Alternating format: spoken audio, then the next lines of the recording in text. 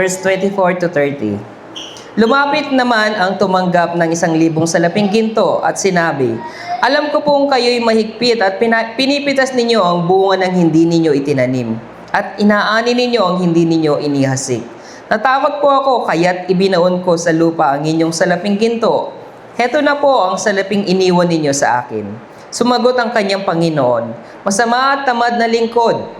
Alam mo palang pinipitas ko ang bunga ng hindi ko itinanim at inaani ang hindi ko iniasik. Bakit hindi mo na lamang inilagay sa bangko ang aking salapi kahit paano'y may tinubo sana ito? Kunin ninyo sa kanya ang 1,000 salaping ginto at ibigay sa may 10,000 salaping ginto. Sapagkat ang mayroon ay bibigyan pa at mananagana. Ngunit ang wala, kahit ang kakaunting nasa kanya ay kukunin pa. Itapon ninyo sa kadiliman sa labas ang walang silbing taong iyan. Dooy mananangis siya at magngangalit ang kanyang ngipin." Amen. So, base sa binasa natin sa Mateo chapter 25, verse 24 to 30, yung title po natin ngayon ay Masama at Tamad na Lingkod. Amen. So, kung ating babasahin yung buong teksto na binasa natin ngayon, ito'y talinghaga na kung saan ito'y mga 3 alipin na binigyan ng kanyang Panginoon, ng kanya-kanyang mga suliranin, na kung saan binigyan sila ng kaloob na ang isa sa kanila ay tumanggap ng 5,000 salaping ginto, at ang kalawa naman ay tumanggap ng 2,000 salaping ginto. At ang pangatlo ay tumanggap naman ng 1,000 salaping ginto. So, ang bawat isa sa kanila ay tumanggap ng kanya-kanyang salaping ginto na ito'y dapat nilang ipangalakal. Pero, ang bawat isa sa kanila, maliit man ito o malaki, dapat nilang itong pagtrabahuhin.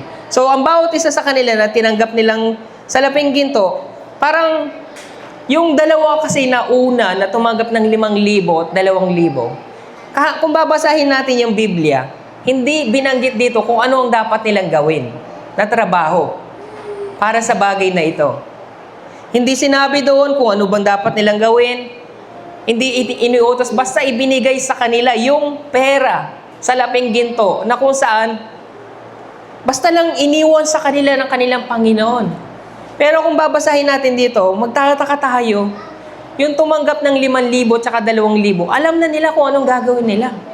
Para bang automatic na sa kanila yung bagay na alam na nila sa isipan nila kung ano dapat nilang gawin pagbalik ng kanilang Panginoon. Nakakasiguro sila na ito yung dapat natin gawin. So, pero bakit yung tumuon tayo ngayon sa 1,000 salaping ginto lamang? Bakit doon tayo nakatuon sa kwento na kung saan, ano ba yung ginawa ng tumanggap ng 1,000 salaping ginto? Ano ba yung nagawa niya? Nung araw na dumating ang kanilang Panginoon, pinag-ulat sila sa bagay na ipinagkalob sa kanila ng kanilang Panginoon. So, yung 1,000 salaping ginto na tumanggap noon, ang sabi niya sa Mateo 25, "Alam ko pong kayo'y na mahigpit at pinipitas ninyo ang bunga na hindi ninyo itinanim. At inaani ninyo ang hindi ninyo inihasik. Natakot po ako, kaya't ibinaon ko sa lupa ang inyong salaping ginto. Heto na po ang salaping iniwan ninyo sa akin." So, sa ginawa ng alipin na iyon, na ibinaon niya yung salaping ginto at hindi niya ipinangalakal. Nagalit sa kanya ang kanyang Panginoon. So, ano nangyari? Dahil sa galit ng kanyang Panginoon, ang sabi niya sa kanya, sumagot ang kanyang Panginoon, "Masama at tamad na lingkod. Alam mo palang pinipitas ko ang bunga na hindi mo itinanim. Ay, hindi ko itinanim at inaani ang hindi ko inihasik. Bakit hindi mo na lamang inilagay sa bangko ang aking salapi? Kahit paano'y may tinubo sana ito.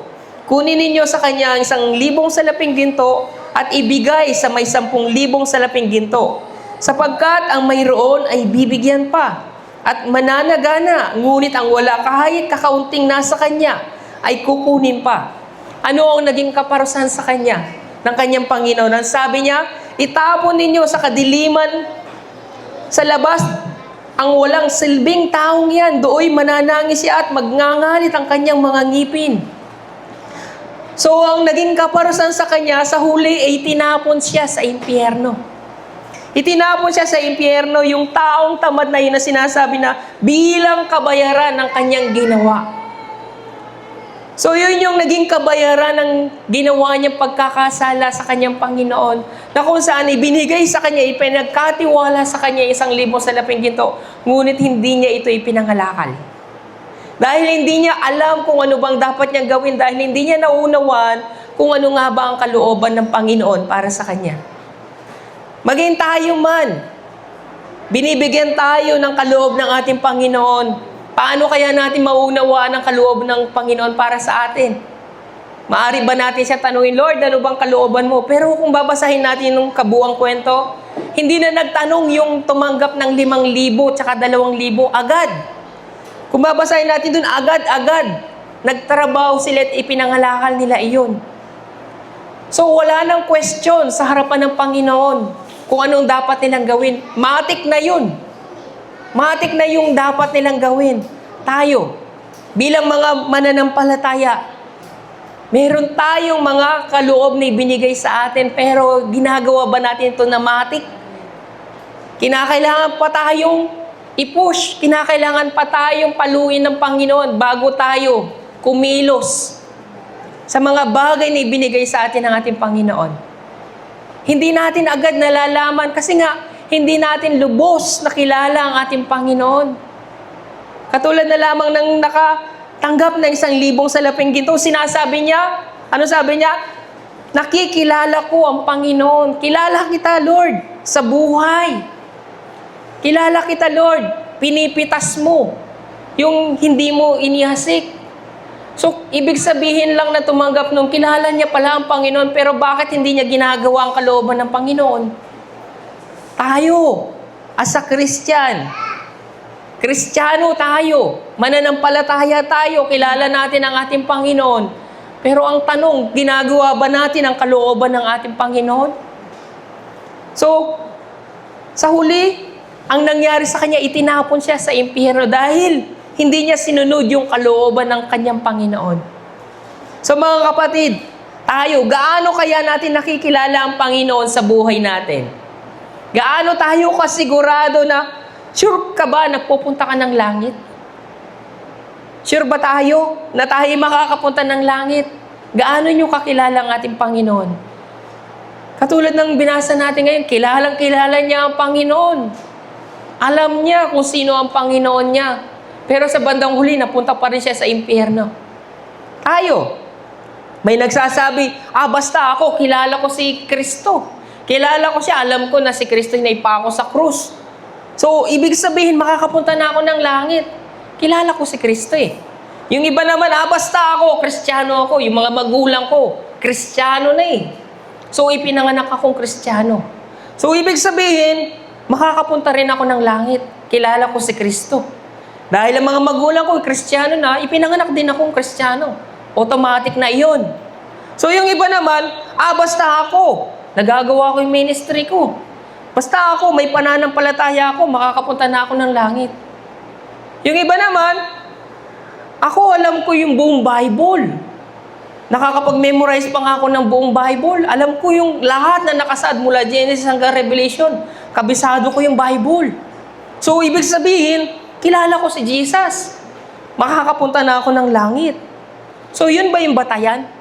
Yun ba yung mga batayan para masabi natin, kilalang-kilala natin si Jesus at makakapunta talaga tayo ng langit? Alam niyo ba na hindi lahat ng iyan ay sapat para masabi mong kilala mo talaga si Jesus Christ at sure ka talaga na makakapunta ng langit? Hindi yan batayan. Alam niyo kung ano yung tunay na pagkilala natin kay Jesus Christ at yung tunay na kaligtasan na sinasabi ng Bible? Alam nyo, yung taong nakikinig ng salita ng Diyos at pagkatapos ay sinasabuhay niya ang katuroang kanyang tinanggap. Nang sa gayon, napapawalang sala siya ng Diyos sa pamagitan ng pananampalatayang may kalakip na gawa. So sinasabi ng Bible, yung mga taong nakikinig ng salita ng Diyos, pagkatapos nila makinig ng salita ng Diyos, ay isinasabuhay nila ang salitang kanilang narinig. Nang sa gayon, pinapawalang sala talaga sila. So, dinadalisay sila ng salita ng Diyos. Mula sa tenga, pumapasok sa puso. Nagiging dalisay ang ating mga puso. Sa pamagitan ng pakikinig ng salita ng Diyos, nang sa gayon napapawalang sala tayo. Anong sabi sa Roma chapter 2 verse 13? Sapagkat hindi ang mga nakikinig sa kautusan, kundi ang sumusunod dito, ang siyang pawawalang sala ng Diyos. So, ibig sabihin, hindi lang tayo basta, hindi requirements yung attendance para makapunta ng langit. Hindi required sa langit yung attendance, complete attendance, para masabi mong, kilala ko si Kristo at makakapunta na ako ng langit. Hindi required yun. Ang required dito, yung kung paano mo isinasabuhay ang salitang iyong napapakinggan. So yun, ang magpapawalang sala sa iyo sa kasalanan. Ang ibig ko sabihin, ang sinasabi ng Biblia, once na narinig mo yung mensahe ng Panginoon, pag-uwi mo ng bahay, sinasaliksik mo pa rin yung salita ng Diyos. Pero, nakapakinig ka nga, nandyan yung attendance mo. Maya-maya nakalimutan mo na. Kasi hindi naman yun yung priority ng buhay mo.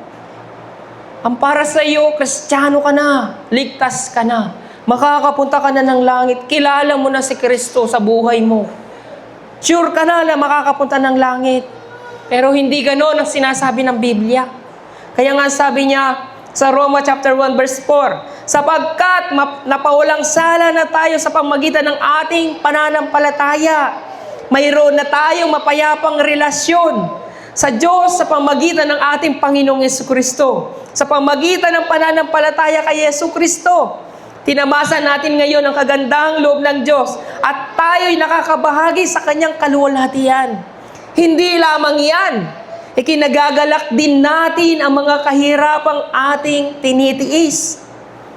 Nagagalak ba kayo sa inyong mga kahirapan?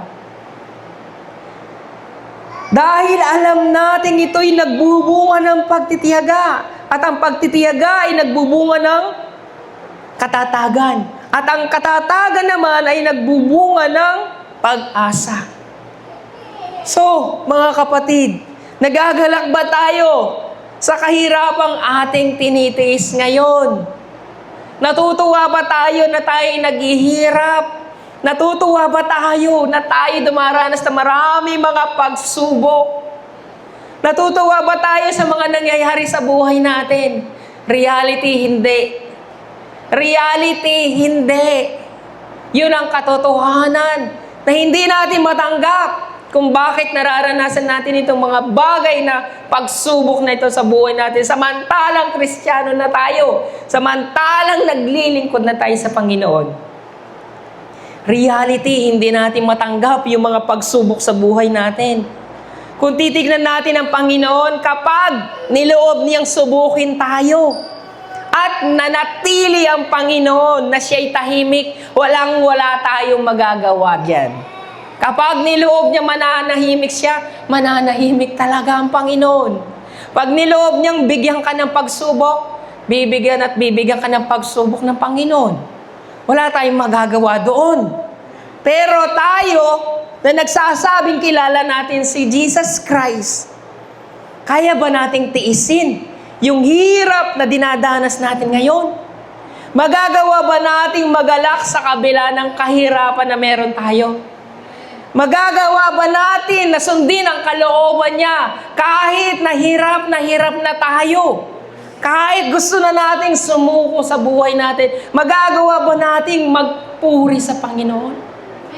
Kaya nga ano sabi niya kanina, hindi lamang yan, ikinagagalak din natin ang mga kahirapang ating tinitiis. So, dapat tayong magalak sa kabila ng mga pagtitiis natin. Dahil alam natin ito'y nagbubunga ng pagtitiyaga. Kahit na puno-puno tayo ng paghihirap, ito'y magbubunga pa rin ng pagtsatsaga. At ang pagtsatsaga na yan ay nagbubunga ng katatagan. At ang katatagan na yan ay nagbubunga ng pag-asa para sa atin. So napakahirap, di ba? Pero reality, hindi ganoon.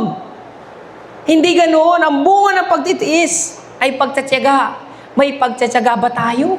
Doon pa lang sa pagtitiis, kaya na ba natin magtiis ng hirap at mga pagsubok sa buhay natin? Katulad na lamang ng tumanggap ng 1,000 salaping ginto.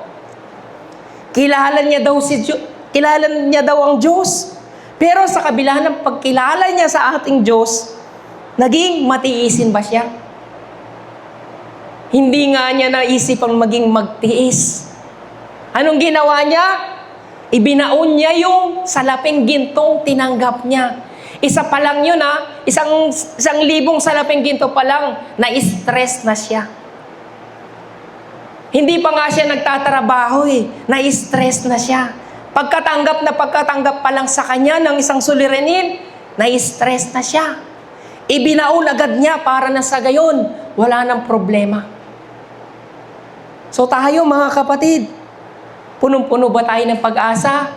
Punong-puno ba tayo ng pagtitiis sa kabila ng mga problema natin?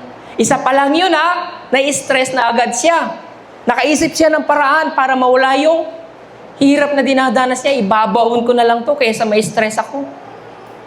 So mga kapatid, imbis na ikalakal niya yung binigay sa kanya ng Panginoon, ginawa niya, binaon na lamang niya, hintayin ko na lang Panginoon ko, at least hindi ako magtatrabaho, at least wala akong stress sa buhay ko. Base sa ginawa ng alipin, kilalang-kilala niya daw ang Panginoon, pero ang totoo, wala talaga siyang pananampalataya. Ang totoo, yung 1,000 na yon, nagbigay sa kanya ng pagbagsak sa pananampalataya. So tayo mga kapatid, baka isang pagsubok pa lang ang dumarating sa buhay natin. Baka ibabaon na natin iyan. Tayo kaya mga kapatid, kung tayo naman ang subukin ng ating Panginoon sa buhay natin, kung tayo kaya ang subukin ng Panginoon, kaya ba natin ito? Ang totoo, hindi naman nanunubok ang Panginoon sa atin Hindi nanunubok yung Panginoon sa atin. Hindi niya gagawin ng Panginoon na tayo'y subukin na ikakatukso natin, na magdudulot sa atin ng pagkakasala. Hindi yun ginagawa ng Panginoon. Ang ginagawa ng Panginoon ay pinapalo niya tayo para ma-realize natin yung mga kasalanan na meron tayo. Nang sa gayon, magbalik loob tayo sa Kanya at magsisi sa kasalanan at manampalataya tayo muli sa Kanya.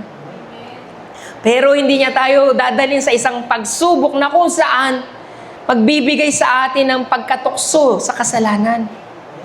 Ginagawa ng Panginoon, pinaparealize niya sa atin yung mga kasalanan na meron tayo. Ganun ang trabaho ng Panginoon.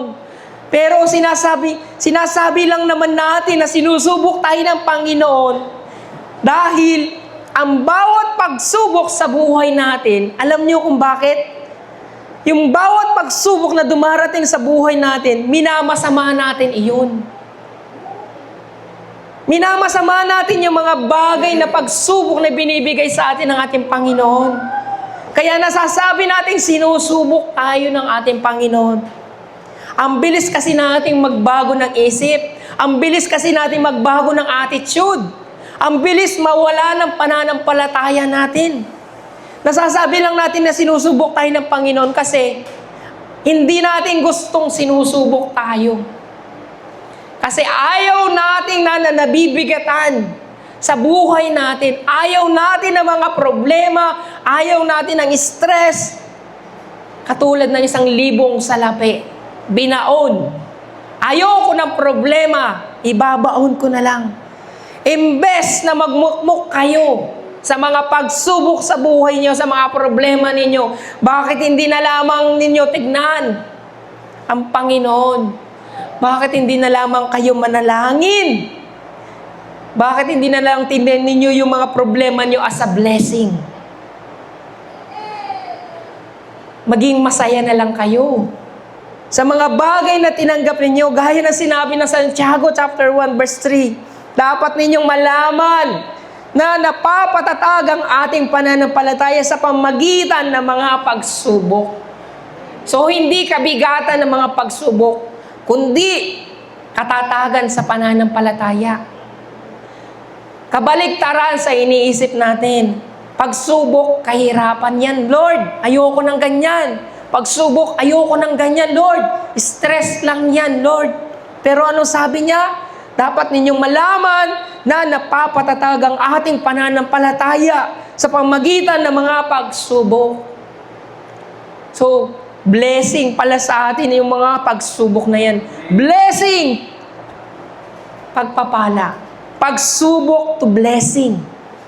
Yan ang gusto ng Panginoon. Ang kailangan lang naman natin ay ikalakal natin yung mga problema na meron tayo. Ikalakal natin ito. Bakit hindi natin ito ikinakalakal? Sa paanong paraan? Bakit hindi tayo mag-pray kapag kayo'y may mga problema? Bakit hindi kayo magdasal kapag kayo may mga pagsubok sa buhay? Ano sabi ng Panginoon sa atin? Pangako niya ito sa atin. Sa John 14 verse 13 to 14. At anumang hilingin ninyo sa aking pangalan ay gagawin ko upang maparangalan ang aking Ama sa pamagitan ng anak. Kung hihiling kayo ng anuman sa aking pangalan, ito'y aking gagawin. Di ba pangako yan ng Panginoon? Nangako siya sa sarili niyang pangalan. Hindi siya nangako sa ibang pangalan, kundi sa pangalan niya mismo. Sa pangalang Jesucristo. Doon kayo magbase. Bakit hindi niyo ikalakal sa Panginoon yung problema na meron kayo? Bakit hindi niyo ipagpalit sa Kanya yung pagsubok, turn to blessing? Problema, inaako natin ang mga problema natin kasi problema na ba natin ito? May Panginoon tayo na nangako. Hilingin mo ang anumang hilingin mo sa aking pangalan. Ito'y aking gagawin. Ginagawa niyong tamad ang Panginoon? So, obligasyon ng Panginoon, obligasyon ng Ama na tulungan ang kanyang mga anak. Try ninyong gawin sa inyong mga anak. Mamuhay kayong mag-isa nyo. Buhayin niyo yung sarili ninyo. Matutuwa ba kayo? Hindi. Natural, tutulungan ninyo ang inyong mga anak. Dahil alam ninyo na hindi nila kaya na mabuhay na mag-isa. Ganyan din ang Panginoon sa atin. Ang kulang lang sa atin, pananampalataya. Wala tayong pananampalataya. So yung mga bagay na pagsubok sa buhay natin, ikinasasama ng loob natin. Imbis na matuwa tayo, yes! Ito na naman, magtatrabaho kami kasama ni Lord sa buhay ko. Yes, mararanasan ko na naman ang Panginoon. Yes, panibagong testimony na naman to. Di ba? After mong dumanas ng mga pagsubok at tinugong ka ng Panginoon, isang bagay na naman na patutuo mo sa Panginoon. Isang bagay na naman na may itataas mo si Lord sa buhay mo. Pero hindi mo na itataas si Lord kasi nga, andong ka pa rin sa ibaba.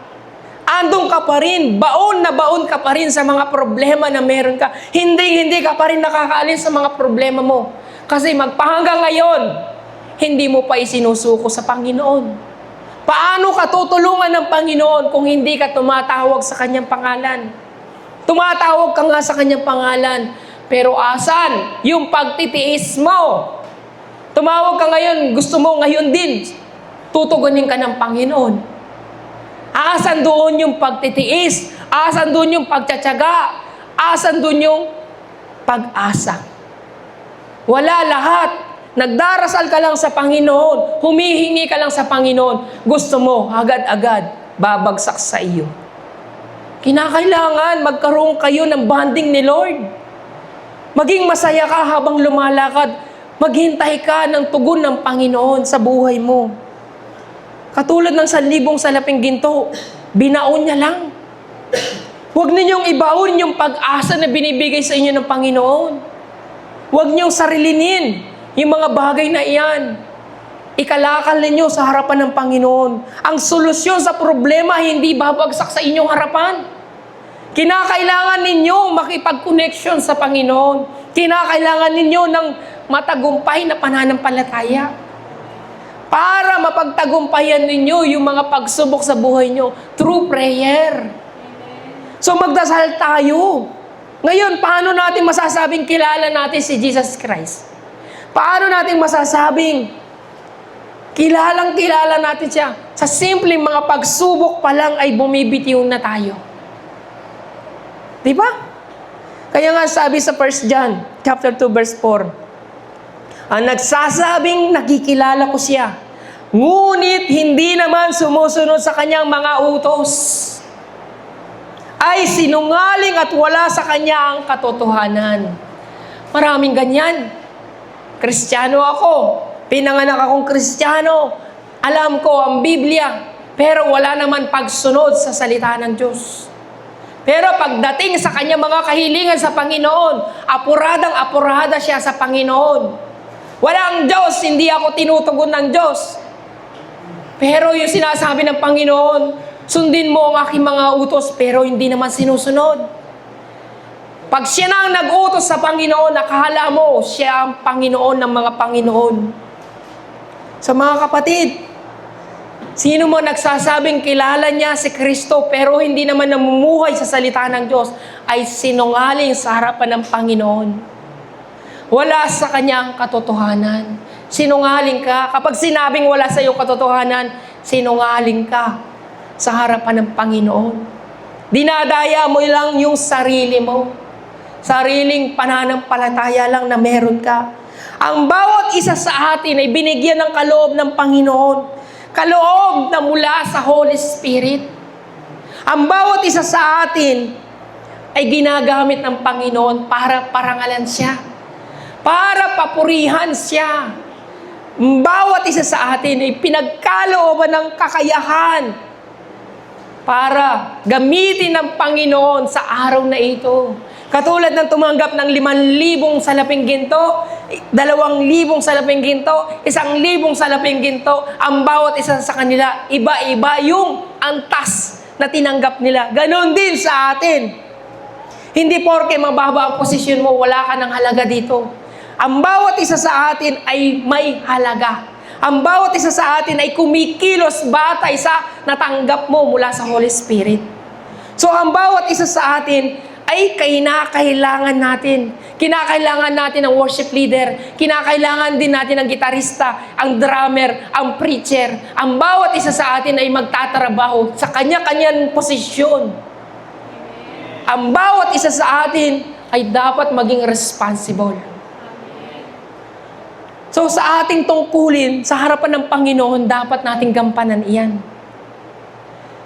Katulad na lamang ng tumanggap ng 5,000 at 2,000, hindi na kinakailangan pang sabihan, pagkabigay na pagkabigay, tinrabaho agad yung tungkulin na yun. So sa atin, meron na tayong kakayahan. Gamitin natin yan. Trabahuin natin yung tungkulin na ibinigay sa atin ng ating Panginoon. Sa paanong paraan? Alam niyo kung bakit ko sinasabi dito? Sa pamagitan kasi ng pangangalakal na ito, yung paglilingkod natin, na ipapangalakal natin yung talento na ibinigay sa atin ng Holy Spirit. So sa paanong paraan tayo tumutubo? Tumutubo tayo sa mga gift ng Holy Spirit sa atin. Sa paanong paraan? Tuwing gagampanan ninyo yung tungkulin na ibinigay sa inyo na ministry, doon ibinubuhos ng Diyos yung Holy Spirit sa inyo. So binigyan kayo ng gift, another na blessing is mapuspos ka ng Holy Spirit. Tumubo ka pa. Pinagkalooban ka na nga ng talento, ibibigay pa sa iyo yung gabay ng Holy Spirit. So ibig sabihin, anointed ka na ng Holy Spirit ngayon. Napaka-blessing mo. Dahil hindi lahat ay nasa kanyang Holy Spirit. Hindi lahat ay pinapanahanan ng Holy Spirit. Ikaw, binigyan ka na ng posisyon ng Panginoon, ibibigay pa sa iyo yung anointed ng Holy Spirit. Samantalang tayo sa makasalanan, Pero i-anoint ka ng Panginoon na Holy Spirit. Ang sarap sa pakiramdam na mapuspos ng Holy Spirit. Ang sarap sa pakiramdam na alam mo na nararamdaman mo yung Holy Spirit sa puso mo. Di ba? Tumubo ka pa. Tumubo ka pa ng anointed ng Holy Spirit. So, hindi ka na nag-iisa ngayon. Hindi ka na nag-iisa, kasama mo na si Holy Spirit. Pero paano kung hindi mo gampanan yung tungkulin na meron ka ngayon? Paano kung hindi mo gawin yung kalooban ng Panginoon? Ginawa mo nga ang kalooban ng Panginoon, pero labag naman sa iyong puso. Ginawa mo nga yung tungkulin mo ngayon, pero wala naman sa puso. Sa palagay mo, anointed ka ng Holy Spirit. Sariling kakayahan mo na lang ang ginagawa na yan. So, wala sa atin ang Holy Spirit. Sayang! Sayang! Dahil kulang yung paglilingkod natin. Hindi nabuo yung paglilingkod na binigay sa atin ng Panginoon dahil wala sa atin ang Holy Spirit. Sayang, minsan lang natin sa isang linggo gampanan yung gift na yan na ibinigay sa atin ng Panginoon. Tapos hindi pa natin magagawa. Hindi pa natin gagamitin yan. Sayang yung pagkakataon na mapuspos ka ng Holy Spirit. Napakalaking sayang.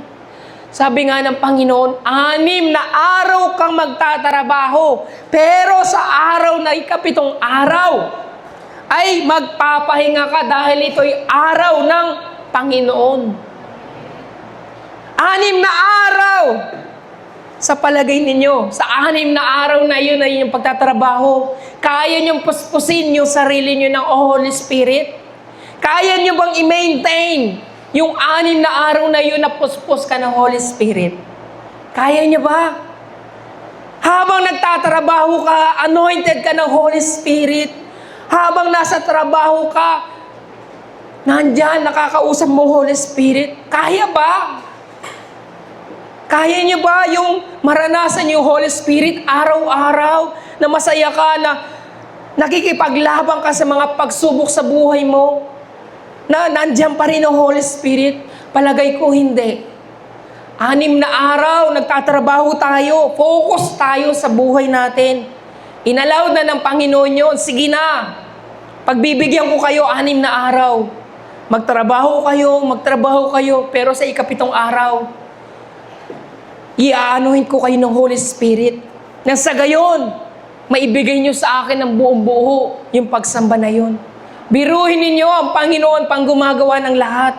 6 na araw, kala nyo kayo lang nagtatrabaho?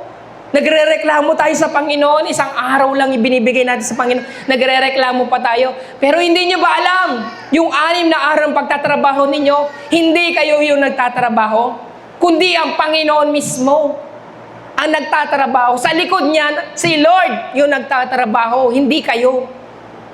Si Lord yung nagbibigay sa inyo ng tagumpay. Sa araw-araw na maghapon yung pagtatrabaho, siya ang nag-iingat sa inyo sa araw-araw. Siya ang nagbibigay sa inyo ng hininga sa araw-araw. 6 na araw nagtatrabaho ang Panginoon. Narinig niyo ba siya nagreklamo? Walang palya ang Panginoon. 24 hours siyang nagtatrabaho sa atin. Walang palya ang Panginoon. Pagdating ng linggo, siya pa rin naman na magtatrabaho. I-anoint pa tayo ng Holy Spirit. So, asan doon yung pagpapagal natin? Nagpapagal tayo para sa pansarili natin sa loob ng 6 na araw. Pero kaya ba nating i-maintain na tayo mapuspos ng Holy Spirit sa sarili lang natin? Malabo. Malabo pong mangyari yan, mga kapatid. Kahit sa buhay ko, ako gusto ko na sumuko.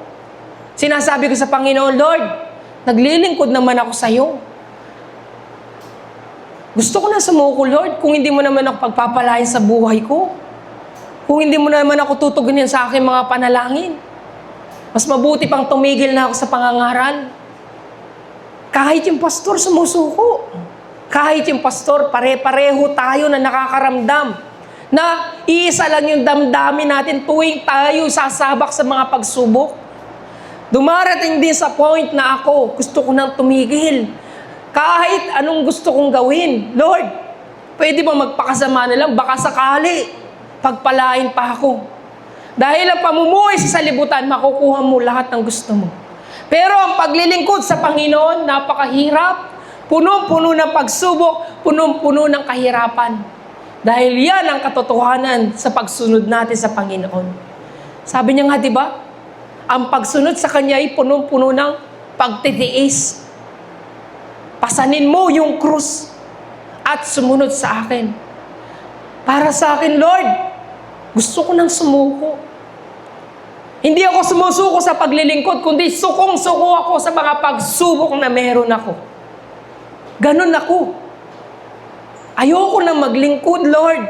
Pero alam na niya yung nangyari. Gusto kong gawin na, Lord, pwede mo paiksiin na lang yung pagpe-preach. Magpe-preach na lang ako na kahit 10 minuto, 15 minutes, pwede ko bang gawin yun? Kasi hindi ako puspos ng Holy Spirit. Pero ano nangyayari? Si Lord pa rin ang masusunod. Siya pa rin ang masusunod.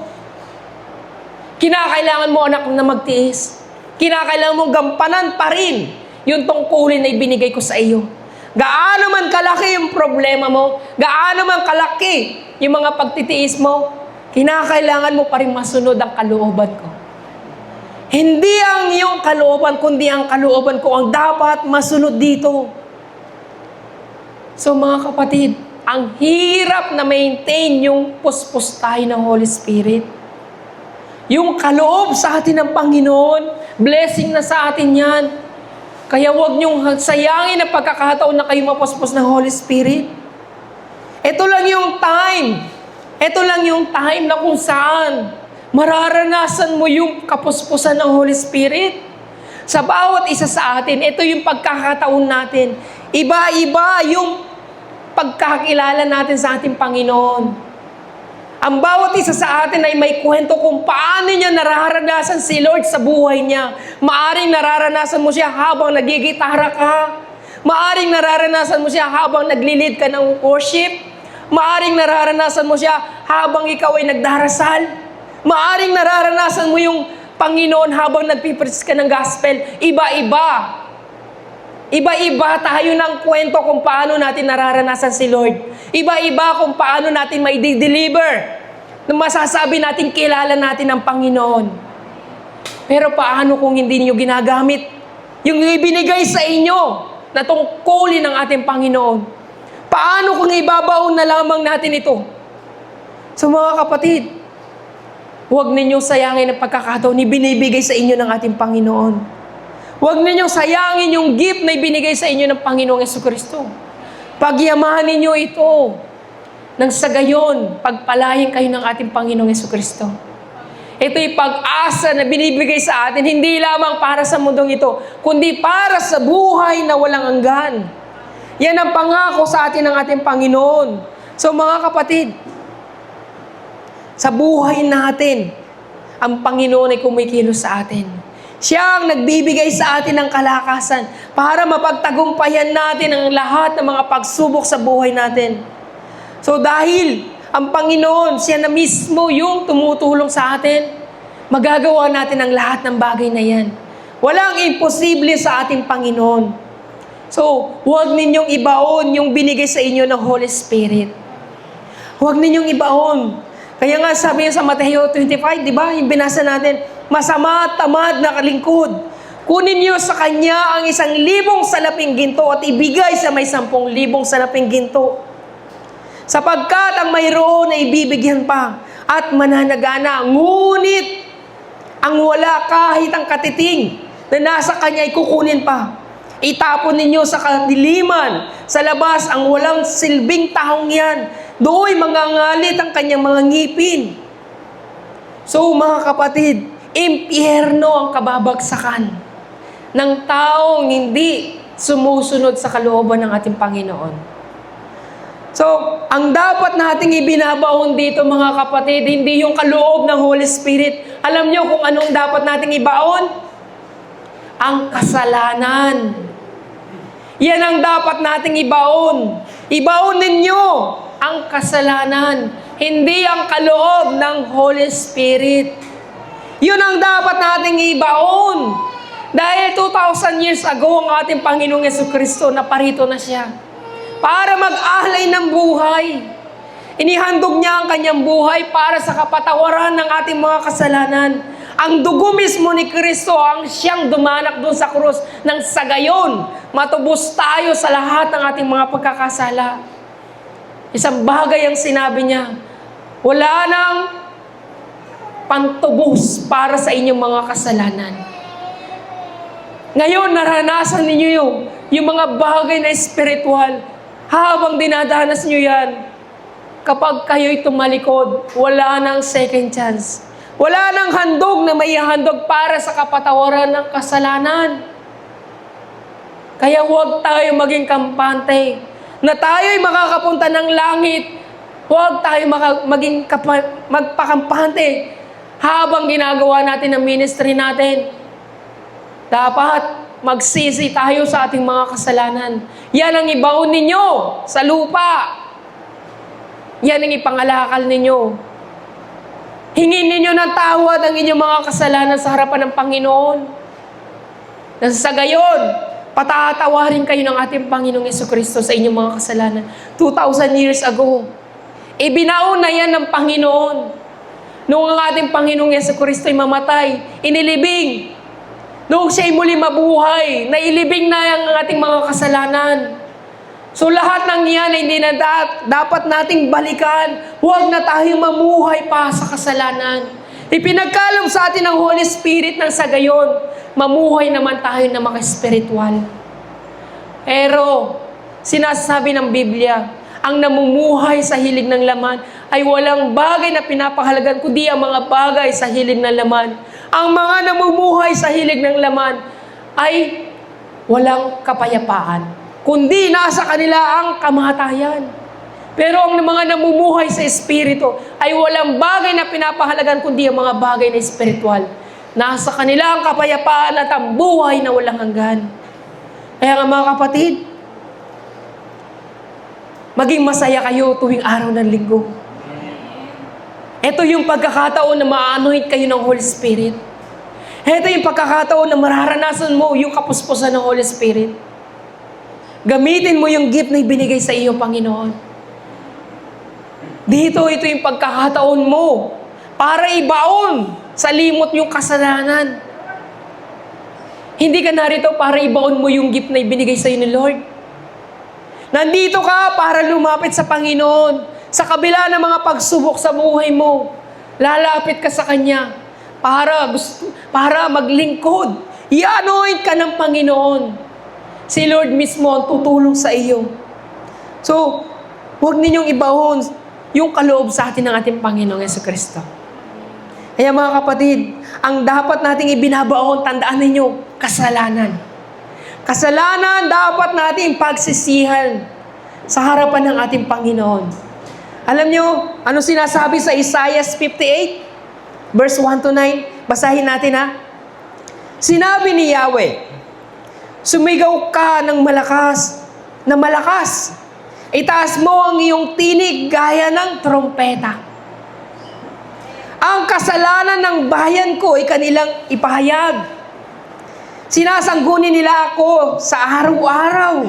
Tinatanong nila ako kung paano sila mamumuhay. Kung kumilos sila ay parang matuwid.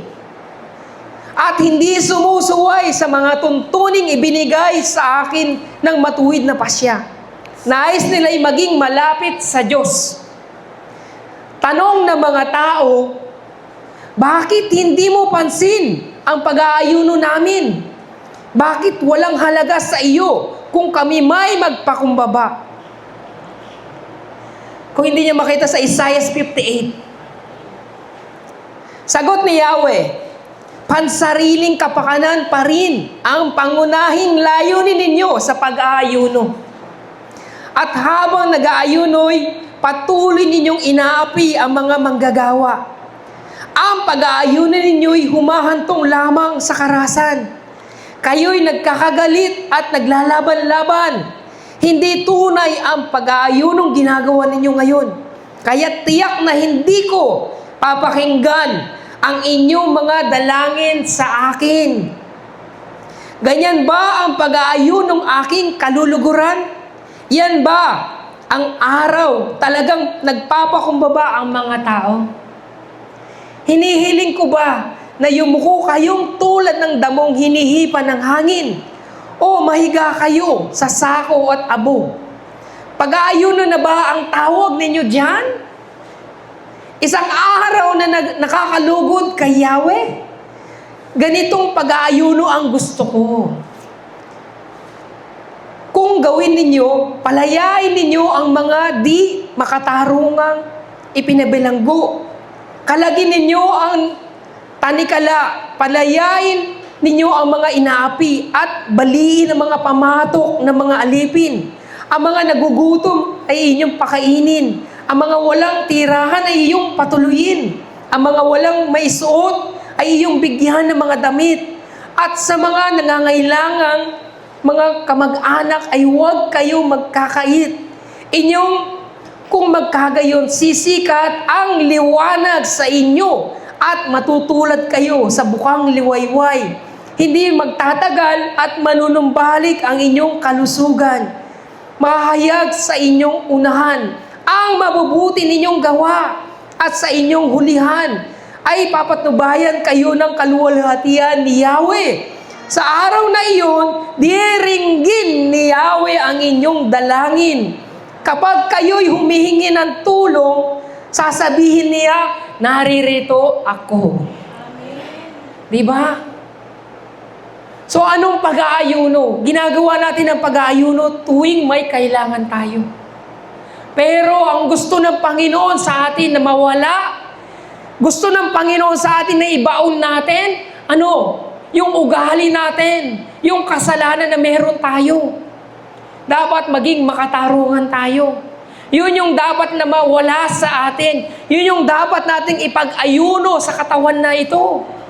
Yung mga kasalanan na meron tayo. Nang sa gayon, ano sabi ng Panginoon? Sa araw na iyon, diringgin ni Yahweh ang inyong dalangin. Kapag kayo'y humihingi ng tulong, sasabihin niya, naririto ako. Si Lord ang magsasabi sa atin, naririto ako anak, kapag kailangan mo ng tulong. Diringgin kita sa iyong mga panalangin. Kaya nga mga kapatid, ang Panginoon, ibinigay sa inyo yung tungkulin na ipinagkalob sa inyo. Nagtataka kayo, bakit punong-puno ako ng problema? Punong-puno ako ng pagsubok. Sunod-sunod na. Magkaroon man ng solusyon, meron at meron pa rin problema. Alam niyo kung bakit? Dahil hindi natin sinusunod yung kalooban ng Panginoon. Mas sinusunod natin ang gusto natin. Kundi, bagkus dapat sundin natin ang kalooban ng ating Panginoon. Kaya nga mga kapatid, ano sinasabi ng Biblia? Sinasabi ng Biblia na sinusunod natin ang gusto natin. Kaya, sunod-sunod din yung mga pagsubok sa buhay natin. Pero kung susunod tayo sa kalooban ng Panginoon, tayo ay pagpapalain ng ating Panginoong Jesucristo. Ibibigay niya sa atin yung katugunan sa lahat ng ating mga panalangin. Ang dapat lang natin gawin, ipangalakal natin sa Panginoon yung mga kasalanan na meron tayo. Huwag ninyong ibaon yung kalooban ng Panginoon sa inyo. Yan ay pagpapala. Huwag ninyong isipin yung mga pagsubok sa buhay ninyo ay kabigatan. Kundi yan ay pagpapala. Yan ay pag-asa na ibinibigay sa atin ng ating Panginoon. Biyaya yan sa atin ng ating Panginoong Jesucristo. Dahil sa pamagitan ng mga pagsubok na yan, na-anoint kayo ng Holy Spirit. Nakakapag-pray kayo. Dahil sa mga pagsubok na yan, nakakaiyak kayo. Dahil sa mga problema ninyo, naalala ninyo tumawag sa Panginoon. Kaya nga mga kapatid, hindi na dapat pang pagharian pa ang kasalanan. Kung nais ninyong pangunahan kayo at pagharian kayo sa buhay ninyo ng ating Panginoon, dapat tayo magsisi sa ating mga kasalanan. Dapat tayo mismo magpakumbaba tayo sa Panginoon. Hindi lang yung pag-aayuno dahil may gusto tayo. Kundi gusto ng Panginoon, ipag-ayuno mo yung ugali na meron ka. Ipag-ayuno mo yung kasalanan na meron ka. Na sa gayon, patatawarin kita at diringgin kita sa iyong mga panalangin. So yun ang pinakamahalaga sa Panginoon. Huwag ninyong gawing ayuno yung mga bagay na pang-espiritual. Kapag ayaw ninyo. Kapag gusto ninyo. So anong kaparusahan ng Panginoon doon? Tamad. Lingkod ng Diyos. Parusa.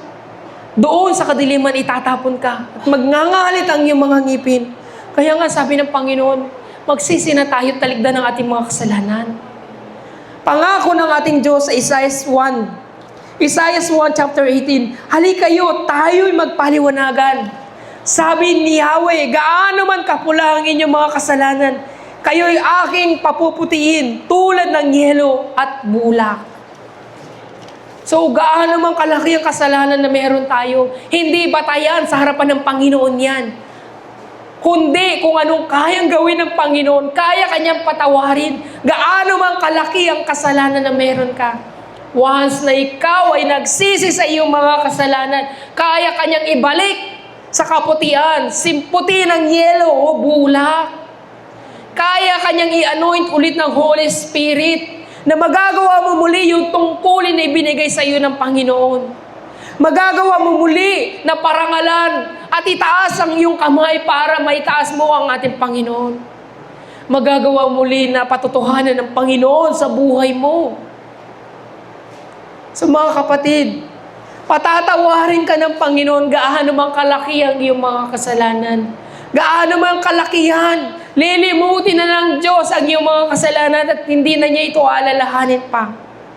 Once na ito'y pinagsisihan mo na, mag-uumpisa kang muli at ang Panginoon muli ay kikilos muli sa buhay mo. Mararanasan muli yung kapayapaan na hindi mo na nararanasan dahil ibinaon mo yung relasyon mo sa Panginoon. Mararanasan mo muli yung presence ng Holy Spirit. Matutuwa ka muli, magiging masaya ka muli, kasama mong lalakad ang Panginoon sa buhay mo. Kaya nga, sabi niya, di ba? Pangako niya, lalakad tayo. Kung magkagayoy, sisikat ang liwanag sa iyo at matutulad kayo sa buwang liwayway. Hindi magtatagal at manunumbalik ang iyong kalusugan. Sisigla muli ang pananampalataya na meron ka. Yun ang pangako sa atin ng ating Panginoon. Mahayag sa iyong unahan ang mabubuti ninyong gawa at sa inyong ulihan ay papatubayan kayo ng kaluwalhatian ni Yahweh. So andun muli yung pangunguna ng Panginoon sa inyo, harap at likuran. Hindi ka pababayaan ni Lord. So ngayon, mga kapatid, paano natin masasabing kilala natin ang ating Panginoong Jesucristo? Masasabi natin kilala natin siya. Kristiyano siya. Pero sa sarili natin, kung kilala natin talaga ang Panginoon, dapat alam natin kung paano tayo sumunod sa kanyang kalooban. Kung talagang kilala natin ang ating Panginoon, dapat anuman ang danasin natin mga pagsubok, hindi tayo susuko. Magpapatuloy pa rin at magpapatuloy tayo sa paglilingkod sa Panginoon. Dahil sinasabi natin, kilala natin siya. Kilala natin na nagsabing mapupunta tayo sa impyerno. Kilala natin ang Diyos na mapupunta tayo ng langit. Iisa lang ang nagsabi niyan, ang Panginoong Jesucristo. So kung talagang kilala niyo siya, matatakot kayo mapunta ng impyerno. Susundin at susundin natin ang kalooban ng ating Panginoon. So simula ngayon, isipin natin, ibaon natin ang kasalanan. Ibaon natin ang kasalanan at mag-uumapaw sa atin ang Holy Spirit. So repentance para tayo'y muling makabangon. Repentance para muling magbalik yung kalakasan na meron tayo. Para ma-revive tayo muli sa pananampalataya na pinanghinaan na ng problema at pagsubok. Repentance lang ang required ng Panginoong Jesucristo. Nang sa gayon, Mag-umpisa tayong muli. Hindi kita bibiguin. Sabi ni Lord, kapag tumawag ka at nanalangin ka, sasabihin ko sa iyo, naririto ako. Hindi na sasabihin sa iyo ni Lord, hindi kita kilala. Pero ano sasabihin ni Lord sa iyo? Nandirito ako, anak. Diringgin na kita kasi nag-repent ka na sa iyong kasalanan. Na-realize mo na ngayon na ikaw ay isang makasalanan. Yun lang naman ang gusto ng Panginoon. Ma-realize mo yung kasalanan na meron ka. Nang sa gayon, dinggin ka niya sa iyong matagal mo ng kahilingan. Dahil hindi mo alam kung ano bang kalooban ng Panginoon. Madaling sabihin, kilala natin ang Panginoon. Madaling basahin ang Biblia. Pero mahirap sundin yung salita mismo na ating naririnig. This time, Lord, inihiling ko, huwag mong hayaan na makuha ng dyablo yung salitang aking narinig. Huwag mong hayaan na makuha ito ng problema. Panatiliin mo sa puso ko lahat ng salitang aking narinig ngayong araw na ito. Lahat ng salitang ito, isa sa buhay ko, Lord. Lahat ng salitang ito, pagyayamanin ko sa puso ko. Yun ang dapat nating ginagawa, mga Kristiyano. Hindi yung tayo mismo yung nasusunod. Hindi tayo ang Diyos. Tayo'y mga alipin ng Diyos. Hindi ang Diyos ang alipin, kundi tayo mismo yung alipin, pero minamahal ng Diyos. Alipin na kung saan kayang ihandog ng Diyos ang kanyang anak para sa atin. Ganon kalaki yung pag-ibig ng Diyos para sa atin. Tayo, pagkilala lang, pagiging Kristiyano lang, ganon lang tayo. Pero ang Panginoon, pag-ibig, ang siyang nag-uumapaw para sa atin. Ibinubuhos niya sa atin ang pagmamahal, yung pagkakataon na mag-repent kayo sa inyong mga kasalanan. Kaya nga paulit-ulit yung mensahe ng Panginoon para sa atin. Paulit-ulit na ibinubuhos sa atin ng Panginoon yung katotohanan na kung saan marirealize natin na nagkasala pala tayo sa Panginoon. Na nagkulang pala tayo sa Panginoon. Hindi pala si Lord yung nagkulang. Hindi pala siya nagkulang na hindi tayo tinutugon. Kundi tayo mismo yung nagkulang. Tayo mismo yung nagkulang sa harapan ng Panginoon dahil hindi natin nasunod yung kanyang kalooban. So mga kapatid, this time tayong lahat ay manalangin. Ibaon ninyo yung mga kasalanan na yan. Hugutin nyo muli sa puso ninyo yung gift of Holy Spirit, especially yung kapuspusan ng Holy Spirit. Hugutin nyo muli sa puso ninyo. Lahat ng yan. Hilingin nyo muli sa Panginoon na kayo i-anoint ng Holy Spirit. Namnamin nyo yung presence ng Holy Spirit sa oras na ito. Wala kayong magagawa. Hindi kayo magiging matagumpay sa pananampalataya o hindi kayo marirevive kung hindi nyo hilingin sa Panginoon.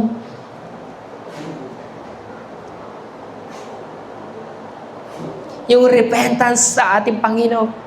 Kung hindi kayo patatawarin, hindi kayo makakabangon. Mananatili kayong nakabaon sa mga problema na meron kayo ngayon. Kaya nga mga kapatid, hilingin ninyo sa ating Panginoon na, Lord, this time, tulungan mo ko. Tulungan mo ko mag-repent sa aking mga kasalanan. Tulungan mo ko, Lord, na mapagsisihan ko lahat ng aking mga kasalanan. Yun ang pinakamahalaga sa akin ngayong oras na ito, Lord. Hindi na ang aking mga problema, kundi yung kasalanan ko, Lord, na nagkulang ako sa iyo.